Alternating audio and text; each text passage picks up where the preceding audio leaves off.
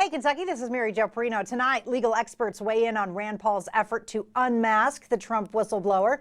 Matt Bevin talks about life after governing. And UK football celebrates a dominant win finally. All that and more next on Hey, Kentucky.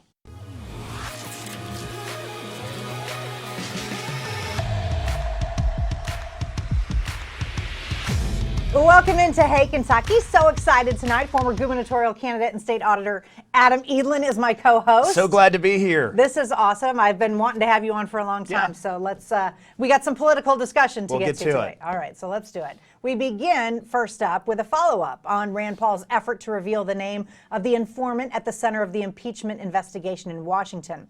Legal experts are offering their opinions after the Kentucky senator went on a radio show and seemed to confirm the name of the person who blew the whistle on President Trump's phone call with the Ukrainian president.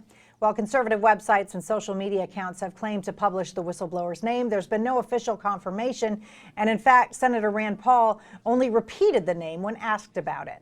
Senator Rand Paul, a week ago, you were calling on the media to name the whistleblower, saying, look, you've got the name, just name him. And we've seen a report in Real Clear Politics that the guy is. Is it your understanding, Senator, is the whistleblower? I think needs to be pulled in for testimony, and then I think it'll be ultimately determined at that point. Well, there are federal laws in place to protect whistleblowers from reprisal. Legal experts say Paul wouldn't likely face any legal backlash since he only repeated the name, and there's no rule preventing most senators from disclosing the name at all. But Adam, I think it's still kind of a bad look. I think it's worse than a bad look. It looks bad because it is bad. You know, we have protections to root out corruption by protecting whistleblowers. I did a lot of that kind of work as the state auditor uncovering corruption, and you always have to rely on people who are willing to tell the truth.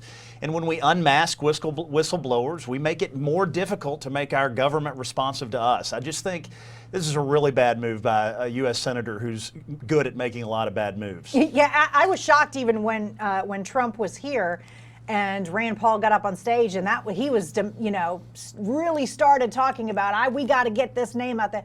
The name is irrelevant to me. The deed is more important. Yes. And what really frustrates me about this is that whatever your view on impeachment is, and certainly we need to get all the facts out before anybody makes a decision, can't we come to an understanding that if someone sees something that is going on in our government that is not for the benefit of the people, certainly they got to be protected. Yeah. All right, now we return to the story of Brady Industries once again, the aluminum mill being developed in Boyd County. Brady's CEO has responded to an inquiry from a U.S. senator about the Russian investor that's pumping $200 million into the project. Craig Bouchard admits that he discussed the potential of bringing in Rusal as an investor while the Russian company was still under sanctions from the U.S. Those sanctions were eventually lifted and the deal was announced. The Oregon senator investigating the situation calls the timing troubling, but a Brady spokesperson has expressed confidence that the company's interactions with Rusal were handled properly. I've talked to Craig Bouchard. They love everything about Rusal and would never say a bad word about Rusal, so I'm not as concerned with their take on it. But what do you think about this Oregon senator wanting to I'm worried about the whole thing. Yeah. Because, you know, this is a part of the state that I do a lot of work in. I'm doing a lot of solar work in eastern Kentucky, trying to bring jobs to people who've lost them as the economy has shifted away from coal. What I'm sick of is people breaking promises to people who need jobs. And I think this thing feels a little shady and it looks a little shaky.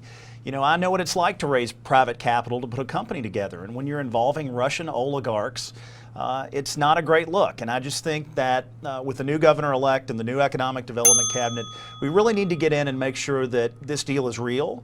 And if it is real, we need to make sure we do all we can to bring those jobs to those people.